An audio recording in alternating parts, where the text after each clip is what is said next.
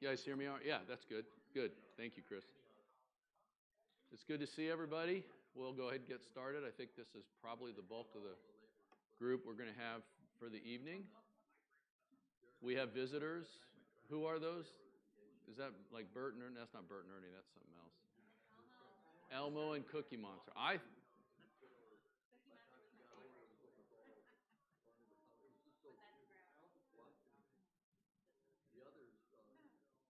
Dave, you ready? Quit fellowshipping. Stop it. Quit fellowshipping. We're ready to get started. Knock that stuff off. Knock that stuff off.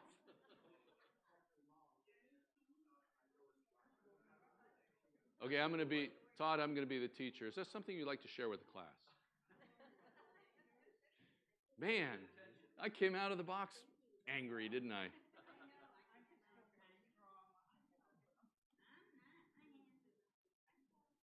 Now it's Vernice.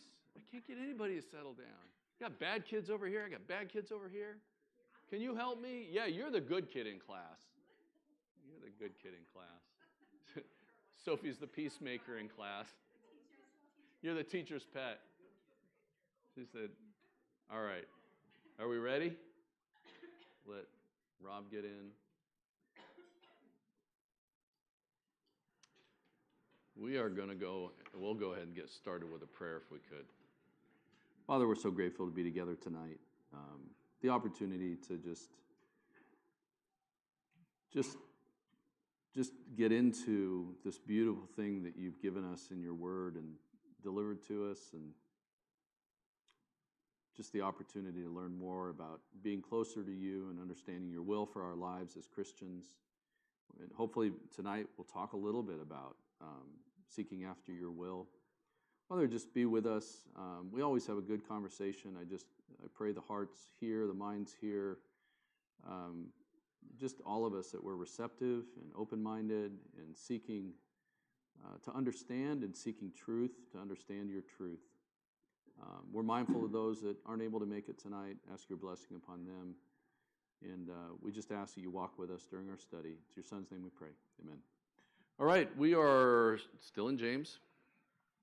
I have had one person who will remain nameless express a hesitant interest in taking the class. So I may have some persuasion to do there, but don't let that stop you if you'd be interested in taking it.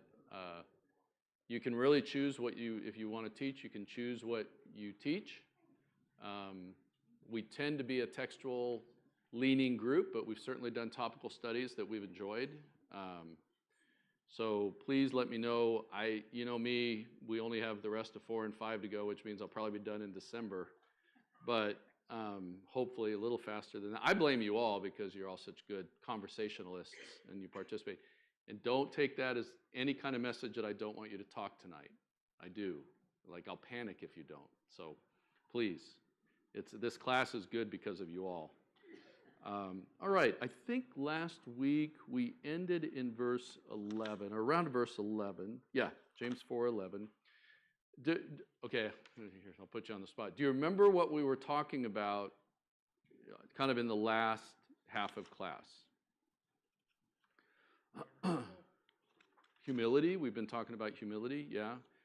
Really talking about this concept of how we deal with one another, how we talked about judgment. Remember, we talked about judging versus being judgmental. We talked a little bit about that last week, and how really biblically we're actually called to make judgments and to what I call, just because it's an easier word for me to process, I call discern. So we're actually commanded to discern.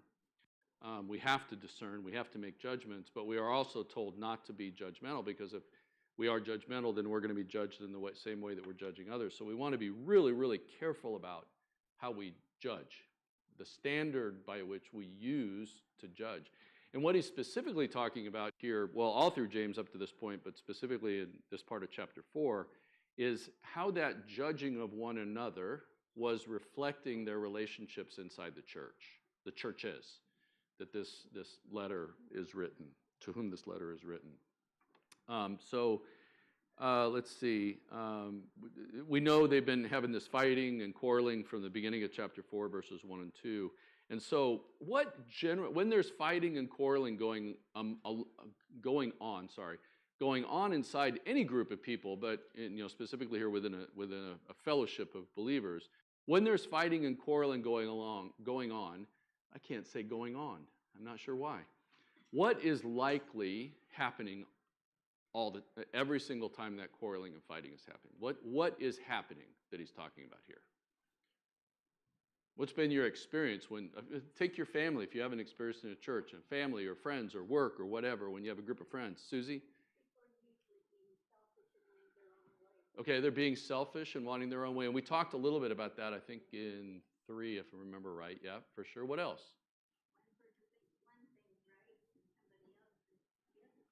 So, yeah, the nature of disagreement, obviously strong feelings on each side. Keep going. When two people are at odds, or let's say two groups of people are at odds, that's often what happens, is you kind of get people polarizing around an issue, right? What's going to be happening that we're talking about? Which is what? Accusations, evil speech, quarreling, but what has to happen? They're judging one another. You cannot be in a quarrel with somebody without judging in a way that's not appropriate. And he's going to talk about here, we'll talk about it very shortly, what the implications of that judging is. Have you ever felt like you've been judged by somebody? Have you ever felt like you've been judged by somebody in a manner that doesn't feel rational? Like your perspective, Rob's back there on, I have. How does it feel?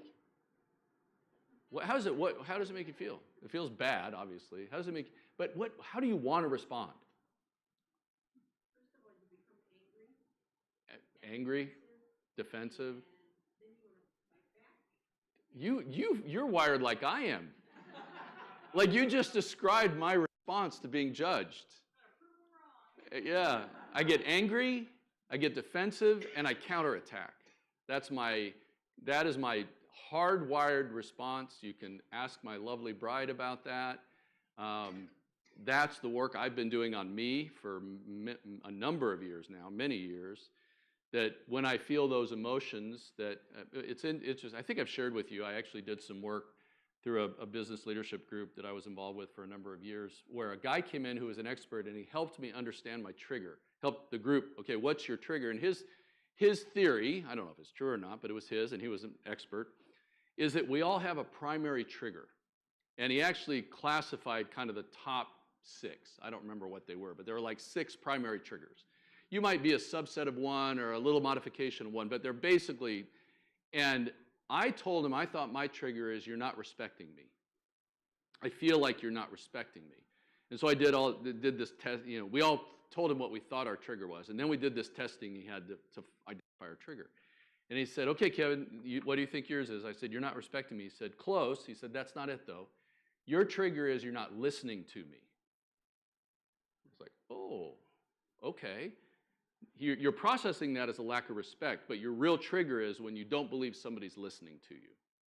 And I said, now that makes sense. That actually makes sense. What's the difference between feeling like you're not listening to me and feeling like you're not respecting me?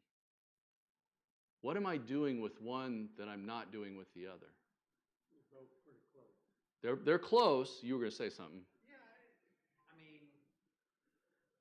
I don't know. The first thing that came to my head was like if you're not listening to somebody, you're not respecting them. Like Okay. They do. They could. But for me, anyways, the way I think about it is that when I translate this impression that if I think that you're not listening to me, I may be accurate, I may not be accurate. It's my impression. When I translate that into you don't respect me, I've actually judged you. I've put an intent on top of your behavior. My story of your intent, right? And then, this is just me. This is just how I process it. And then, because I'm going to respond differently probably to you're not listening to me versus you're not respecting me. You're not respecting me feels really, really emotional. You're not listening to me feels like, oh, I could work harder to help you understand what I'm saying, or I could work harder to ensure you're listening to me, or I could tell you, hey, I don't think you're listening to me, or whatever. It doesn't, for me, have the same edge to it. And that's why I think this concept of judgment biblically is so important. It's really funny. This is kind of a pet peeve of mine probably because I've done it. Like when I look back on how I've responded to that trigger, I've actually been the person that's judging. Now, once I'm judging, once I've gone into that judgment, I'll call it the story, right? The judgment is just our story, right? I'll give you an example. I was driving near our plant in Wentzville today, leaving to go to Chesterfield. I was on a road that was a double yellow line. I was signaling a left turn to go into a driveway to turn around because I was going to go onto the highway a different way. And just luckily, I looked in my left rearview mirror, and there was a guy tailgating me halfway out of the lane with his left turn signal on. And just as I looked, he came out and passed me really fast and then just raced down the road. It made me angry. Like, I came very close to turning left. If I hadn't looked in my rearview mirror, we would have had a collision. What do you think my emotional response? Like, did I think to myself, oh, there must be something wrong. That guy's really in a hurry. That poor guy, he must be on his way to the hospital. Was that what I thought? No. I doubt it. Oh, thanks a lot. No, what I thought was that knucklehead almost hit me. Like, why is he in such a hurry? Yeah, I just went, yeah, I cannot like his behavior, but I don't know the why behind the behavior. Huh? He what? He did use his blinker. I should give him credit for that. He used his blinker. So think about that when we're in conflict. When we find ourselves, Susie, I think you pointed out, or no, Doris, you pointed out, like two people with very strong positions. And we're having to navigate those two very strong positions as a family, right? We haven't had to do it a lot here, but we've had to do it, and we'll have to do it in the future. Why is it so important then to be able to navigate those positions in grace and love and seeking to understand and all the things that are the opposite of judgment? What happens to that conflict when both sides start going into judgment? Not discernment, judgment, judging one another. Creating the story on why your position is the way it is.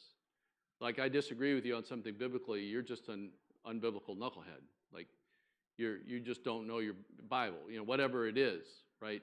It escalates, intensifies whatever that division is and just makes it like bigger and harder. Yeah, or it's interesting, the way I describe it at work when we're navigating, trying to keep relationship is human beings, the way I think about human beings is that unrestrained by being a Christian, but our normal wiring is that we want to build walls between each other. It's our natural behavior is to just keep putting bricks in the wall until the wall's high enough that we can't see eye to eye. Because when I can't see you eye to eye, it's a lot easier for me to hurt you. In other words, if I'm not in relationship with you, it's easier for me to hurt you. And in a work context, when you see it all the time. And so what we try to do at Cambridge is build relationship, and I call it just keep taking the bricks out of the wall faster than or as fast as they're being put in the wall. Keep the wall low enough that we can see each other and we can actually step over to the other side.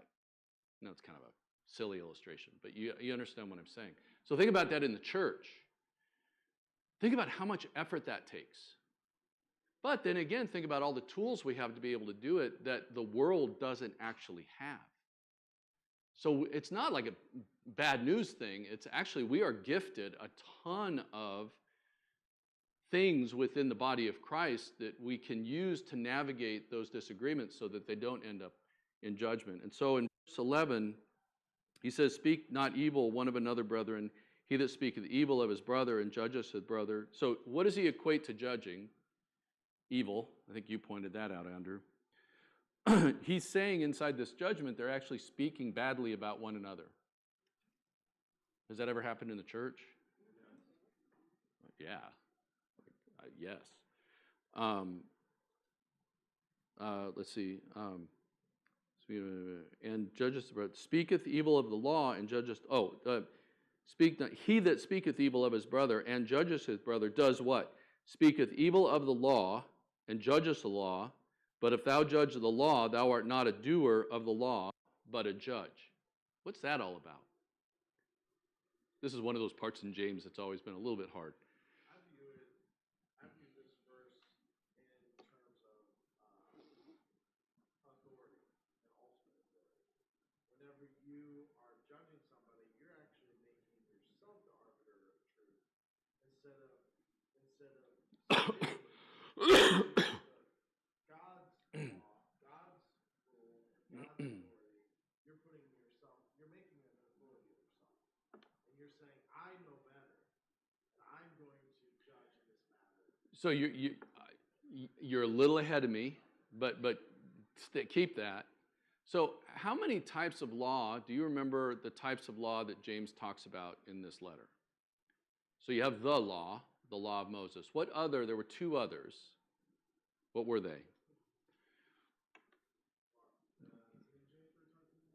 James 1 talks about the perfect law. And then James 2 talks about the royal law. I don't know, there's a ton of distinction between them, but they're kind of spiritual, Now, the royal law was love your brother as you love yourself. So I actually think the law he's talking about here is that one, the royal law, because if you think relationally, that's what you're breaking. When you're speaking this way about your brother, you're actually not loving your brother like you should be, like you love yourself. So go back to that conflict, right? So what does a conflict look like where every party is loving their brother like they love themselves? Now, I don't want to get in all the psycho about not loving yourself. That's not it today. But just assume you have a healthy relationship with yourself emotionally. What does a conflict look like when all the parties are navigating it under the royal law, loving one another as you love yourself? What would that conflict look like? Yeah, harmony might be a strong word. It's probably not harmony, but it's close.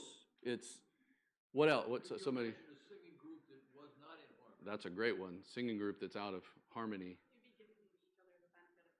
Giving each other the benefit of the doubt. There's a lot of behavior things that would be going on. You're extending grace. You're being merciful. You're listening and seeking to understand the other person's point of view. There's all kinds of behaviors that are going to go on when we're navigating conflict under the royal law.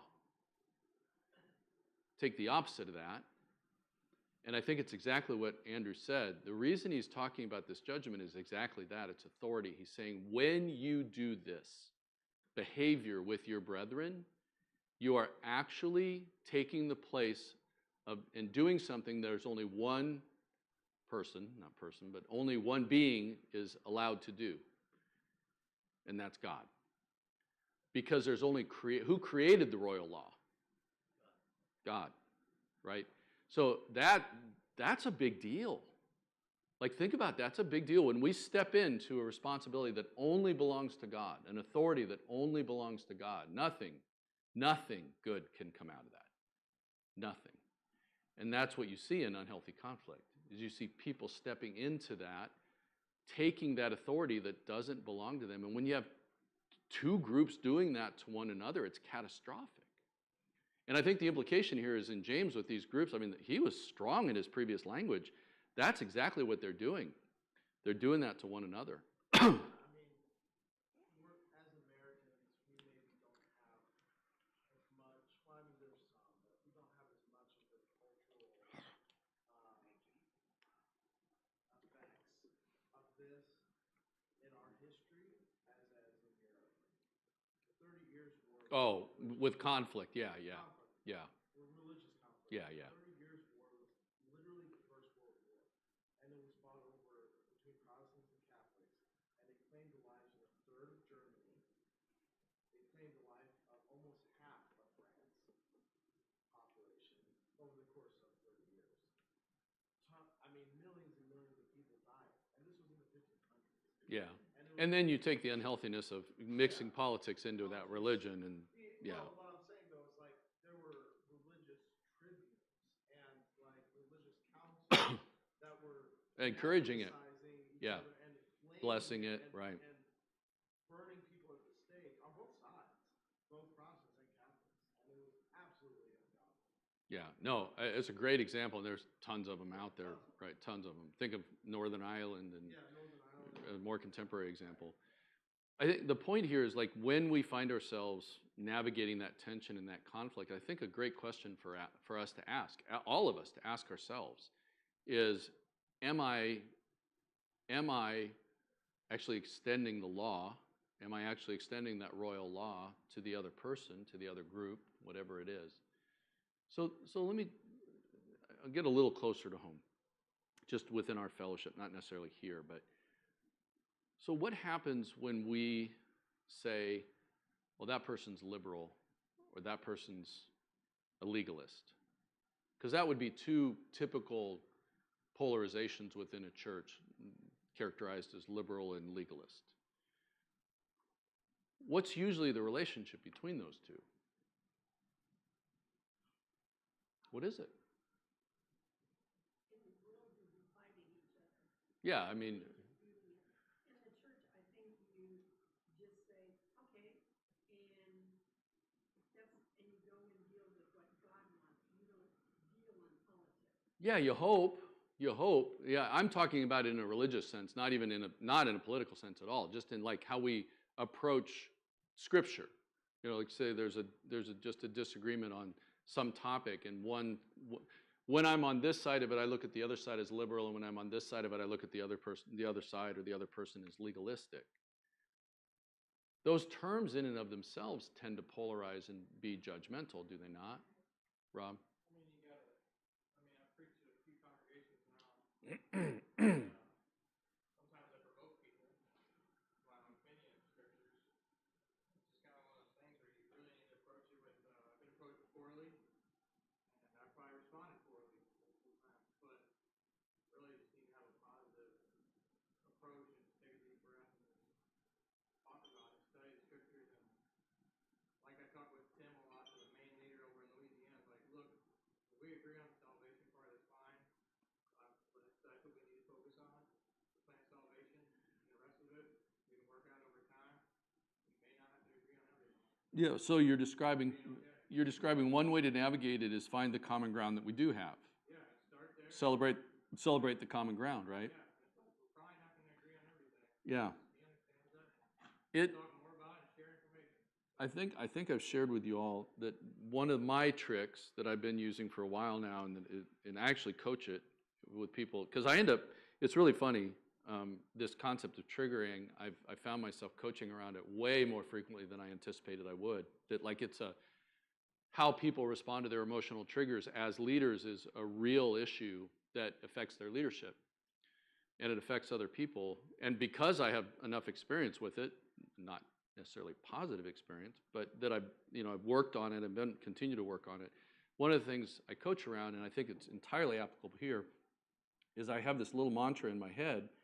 When I feel that emotional trigger, and I don't always do it well, is I start saying to myself, stay curious, stay curious, stay curious. And I limit myself to asking questions. Like I put a restraint on myself in the conversation to only questions, not leading questions, authentic, curious questions, to try to find out where the other person is, why they believe what they believe, whatever it is or why they're doing what they're doing, whatever it is. And my experience now, having done it for quite a while, is it's remarkable how frequently the story I created was wrong.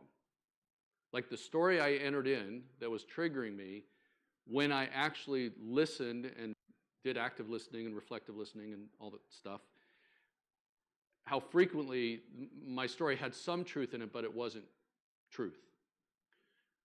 And that how frequently my trigger dissolves, my emotion around it dissolves. Not necessarily that I'm in agreement. I might not be in agreement, but I have a better understanding of why they're coming from maybe they have a background that is driving the issue or the feeling, whatever it is. And I think that's I think, it's a weird way to describe it, but I think sorry, got tickled. When James is talking to this group about how they're supposed to be navigating this conflict. It's not with quarrels. It's not with backbiting. It's not with criticizing one another. It's not with, in verse 11, speaking evil of one another, right? Because when we do that, we take over the judgment seat. Now, I don't know about you, but I don't want God to perceive me as sitting in the judgment seat. I just don't. Like, I know I'm not supposed to be there. I don't want anybody else to be there but him. And yet I'll readily take that seat without realizing it, just in the way that I'm behaving. And I think that's what's happening. And he's using some really, really stark language here. He goes on in verse 12 to say, there is one lawgiver who is able to save and destroy, and who art thou to judgest another? He's just saying the one that created the law is the only one that can judge under the law. He's the only one. Have you ever, when you've been in, like, if you found yourself in disagreement in a church setting, have you ever processed it that way? Like saying, I'm actually at risk right now of taking over that seat that only belongs to God. He created it. Like, he actually created that law. I don't think we process it that way. I don't. I haven't. I don't. What we do, and I believe what was happening here, was we rationalize our emotions. We rationalize the way we're acting. Have you ever rationalized, okay, married people, I know there's a yes in here somewhere. Have you ever acted poorly to your spouse and rationalized it? Of course we have. Of course we have. I think I did it in the first 24 hours of my marriage. I'm not quite sure, but I know we have. The power, the power, Susie, you described this. It's the power of self.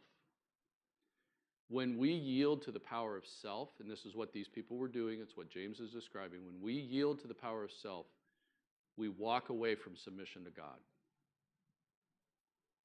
People that are fully in submission to God will have conflict. We will. It's normal.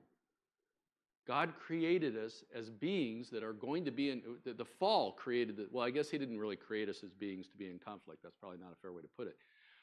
We, through our disobedience, created the situation where we are now going to be in conflict as humans. That's a better way to put it. I don't think he created us that way. We disobeyed and made it that way. And so now he expects us actually to work at we're supposed to work at going back to the way he created us. Which, if you think about life in the garden, prior to the fall, it was perfect harmony. That's what God wants. That's the model in the church, right, is perfect harmony. If you think about the bride of Christ, the model in the church is perfect harmony. So what do we do when we have a model that we can't achieve because of our fallen nature? That's a hard one. That's a hard question.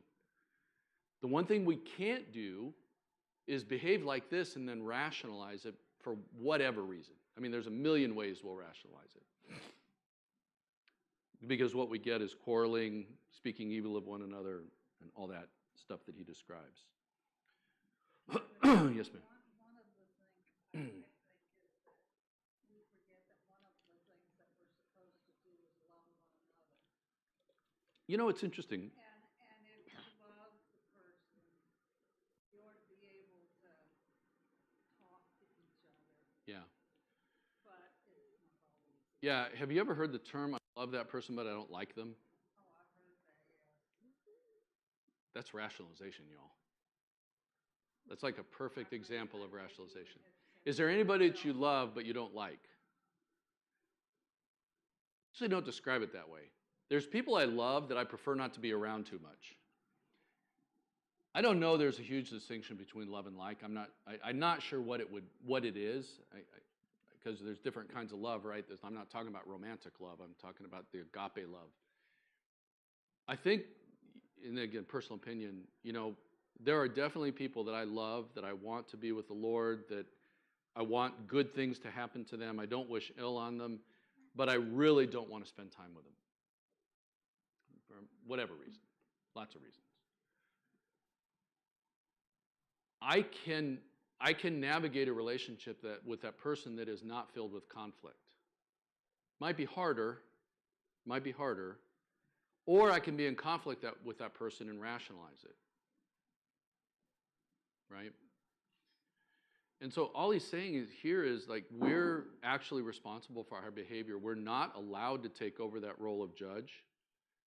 We're just not allowed to do it. There's only one lawgiver. There's only one judge. There's only one that's able to save. Only one that's able to destroy. And when here's maybe even a better way to think about it. When we take that role, it's deeper than just, I'm going to go back to the vertical horizontal, not to overuse it, but I really like it. When I break the vertical relationship based upon my unbiblical behavior, I actually show a lack of respect in the vertical relationship.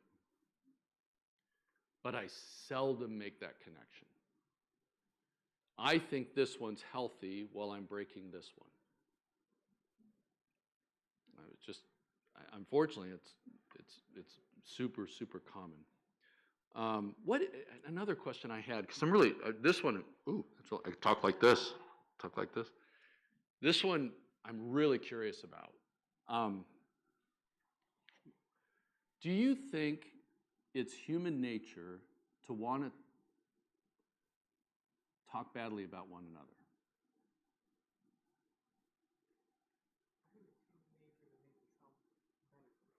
Okay, it's human nature to make yourself better than everyone else, and one of the ways we do that is to try to make others look less. But it's human nature to find the easiest way to accomplish what we want. For instance, breathing, our lungs would prefer not to. We would rather be lazy than perform physical labor. Our bodies would rather eat sugar than actually. Okay, could you stop? Like you're getting really close to home. So, but it's the same way emotionally, right? Yeah. In order to make ourselves feel better, the hard way and the healthy way is to do good and love each other and love God, etc. But the easy way to make ourselves feel better is to put everyone else down. So that's what we default to. That's a great. Did you all hear that? It's actually the path of least resistance to make ourselves feel better. I think you guys were saying something very similar. I know I've shared with a few of you. I had a doctor's visit with my functional medicine doctor a couple weeks ago, and I was complaining, telling him how hard it was. Like he asked me how I was doing on my eating restrictions, which are substantial. Like, thank you, Donna, for honoring them and others. Like literally, if I didn't eat everything that I'm not allowed to eat, there isn't very much I can eat because of just an allergic response. And I told him, I said, I'm not doing well. I'm failing. It's hard. It's really, really hard. Well, he did two things. He said, okay, just focus on these three things. Ignore the rest. And I said, that makes it easier, but it's still really, really hard, like you just described. And he said, Kevin, I'm going to tell you what I tell everybody. Choose your hard. I was like, could you give me a little bit more? And he goes, yeah, not eating gluten, dairy, and eggs is really hard. To do that consistently and faithfully is really hard.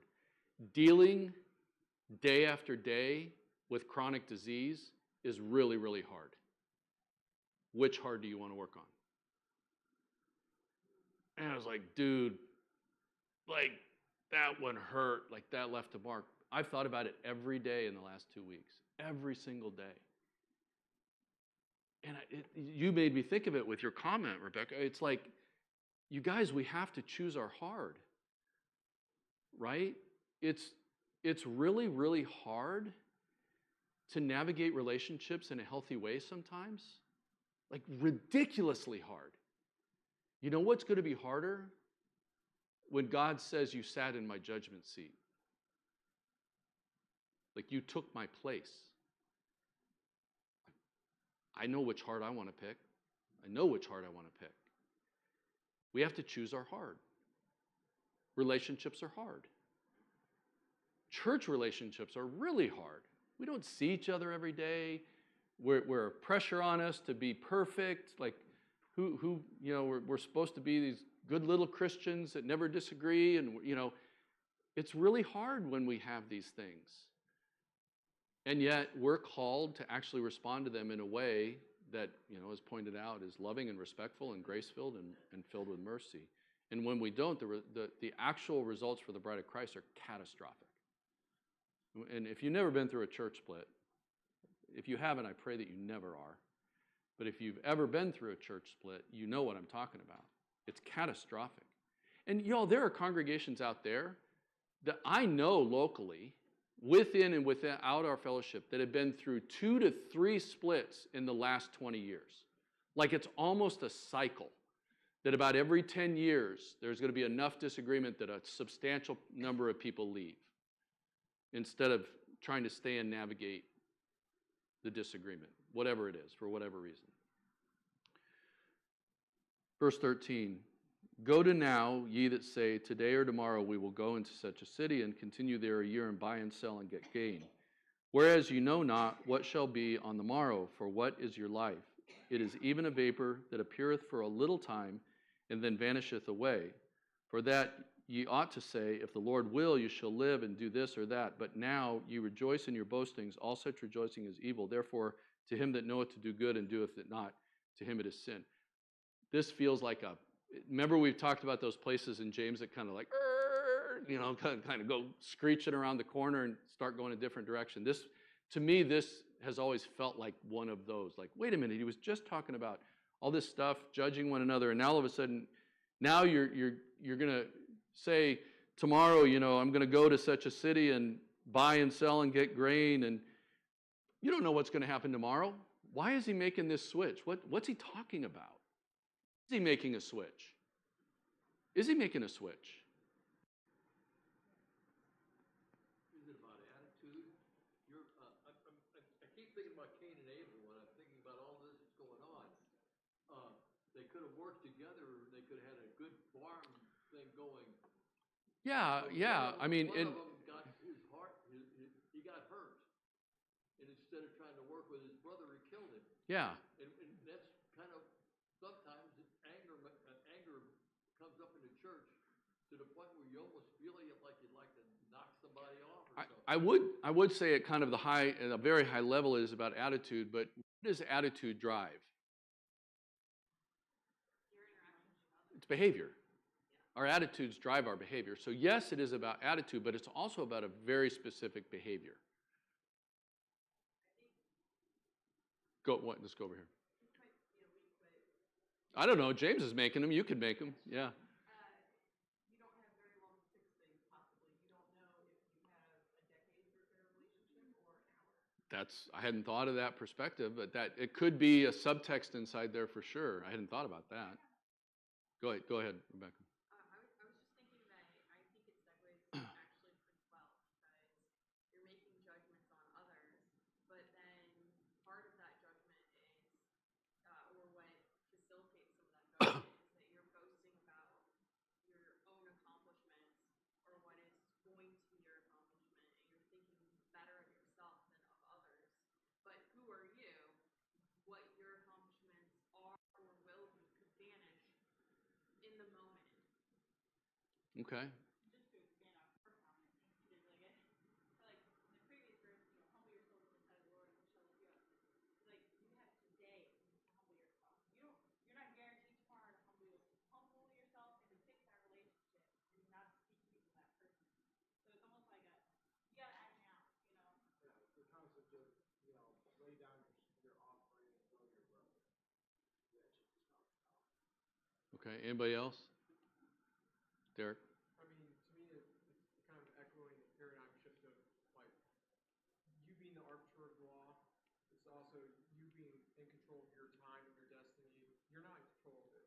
You going from the geocentric to the heliocentric, taking yourself out of the center and realizing you're not the center of this. Time does not revolve around you or your plans. So I think the time for me is a subset of the actual thing, but it's there and it's real, and I think you're describing it well. Go to verse, let's see, hang on, I just lost my train of thought. Verse 5,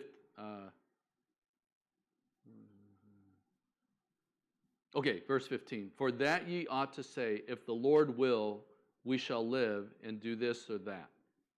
How would that verse fit into how you're processing it right there? How would it fit in? Your time and your thought process and what you're doing should be what the Lord wants and how the Lord does it. And so your judgment and your time and everything should be with Him. So if you think about what we talked about with humility, humility is submission, right? The lack of submission is what's driving all this. And so if you think, I think he's actually circling back in a different way on the exact same argument. And he's saying that actually he's describing a behavior. And he's actually in chapter 5, he's going to start talking about rich people. So I think it's actually a bit of a transition in that discussion too, because it's actually, the people that he's talking about here would probably be, like he's using an illustration of a tradesman, like somebody that's going to be going and selling and buying and that kind of thing. I agree with you. I think the time thing is there, but I think the primary is actually,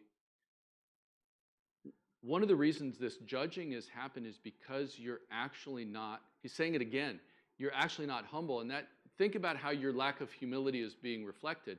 You're saying with confidence, I'm going tomorrow, I'm going next week to do whatever. Think about how often we do this. I'm going tomorrow, next week, whatever, to do this thing and having confidence that that's going to happen. And he says, you don't get to have any confidence that that's going to happen. None at all. And he's saying then the example of submission or humility is that you acknowledge that whatever you do is done by the will of God. Have you ever met anybody that, I do this occasionally, like I say, Lord willing. Like, we're going to Tulsa next week, Lord willing. I'll say that. But have you ever met anybody that says it all the time? Like, I'm going to go have lunch, Lord willing. I'm going to have a hamburger, Lord willing. Whatever, I'm saying. Have you ever met anybody like that? I actually have. Like, I've been around people that use it a lot, which, if I'm honest, it's kind of bugged me. I'm not saying it should, because I make a judgment that they're being disingenuous, so that's not healthy. Don't teach if you're. Well, but what I do recognize in it is there's actually, I love the acknowledgement that I actually don't control the next minute. Like, think about it, there's actually health in that thing that says, it's 9 o'clock, I'm going to go to, Shake Shack for lunch, Lord willing. Well, it's just an acknowledgement that I may not have the time between now and then, right? Now, I'm not suggesting we all start saying Lord willing for everything that we say. I'm not if you start doing that, it's going to bug me. But I'm not suggesting it. But that attitude, I think, that attitude is being suggested.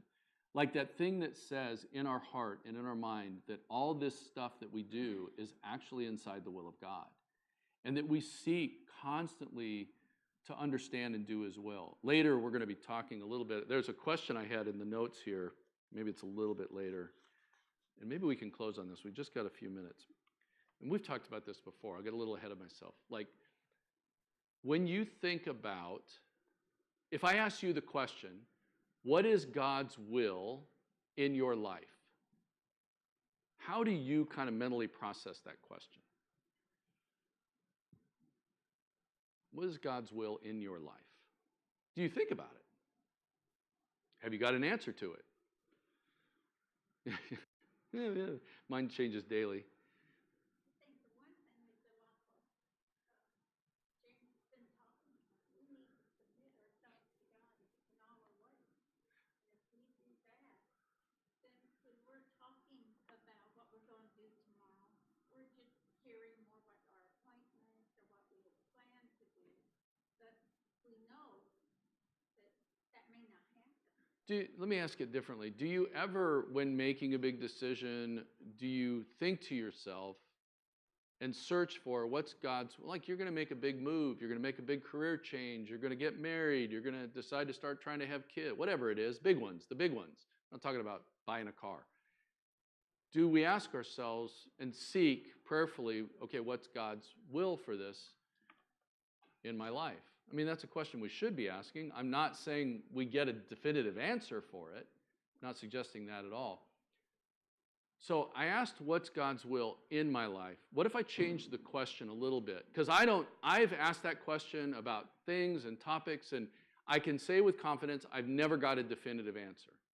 Sometimes I can look retrospectively and think that I understood what God's will was for something, but it's always in retrospect. What if I replaced what is God's will in your life to what is God's will for your life? How would that change how you would answer the question? What is God's will for your life? To follow him. What else? What would somebody else say? What is God's will for your life? For a family. What? For a family to bring them close to God. Okay, so for the family to bring them close to God. What else, Heather? By the way, it's not a right or wrong answer. Well, for me, I've never really used it. Let's say, use our previous experiences or church life, right? Did I think it was God's will that we owned a repair shop? No, I wouldn't necessarily say so. But for me, I've always rationalized, should we pray for big changes, like whether I should get married, should I go to college? Yes. But I feel like sometimes our prayer should actually look, okay, Lord, I would love to go to college. If that is your will, can you show me ways that I can reach people in college, that I can grow in college, that I can do this or that? For me, like my case, my wife, motherhood, early motherhood, it's like, obviously that's going to be God's will. I'm going to have to nurture and raise this child up in God's word. Lord, show me how to be patient with her. Show me how to show your love. Show me how to show love. Yeah, you're Show me doors that are opening. yeah. You're actually describing it in a different way, and you were close to mine too. So my belief for God's will for my life is that I glorify him. That's how I define it. Like you said, it makes it easier. Like, because I can say with confidence that I will have opportunities every single day to glorify God. And then when I'm making the big decisions, like do I open the shop, all I have to ask, now I can be praying for revealing and all that kind of stuff, but all I really have to ask is, in making this decision, what will be the opportunities for me to glorify God? So now if I'm asking myself the question, and this is a bad example, but if I say, well, if I'm going to go hang out with my friends and I know they're going to be using drugs, and I ask the question, what's going to be my opportunity to glorify God in that interaction? I'm not asking, is it God's will that I be there? I'm asking, like, does it feel consistent with God's will that I'm there? Is there going to be an opportunity to glorify him? And I can pretty readily say probably no in that particular case. And it might drive my behavior on whether I go or not. Again, not a perfect example, but you know what I'm saying. Should I take this job? Well, I can reflect on and pray about what are the opportunities to glorify God if I take this job. And so that, to me, it's an important distinction in the question, what's God's will in my life and what's God's will for my life? And I can readily say, I believe God's will for my life is that I glorify him. He's going to just give me and expect me to recognize opportunities to glorify him. Does that make sense? All right, I'll end on that. I didn't get as far as I wanted to, but I did get to third. I actually skipped a bunch of stuff, believe it or not. We are going to finish 4 next week, so we'll start. Actually, we'll start with 5 next week.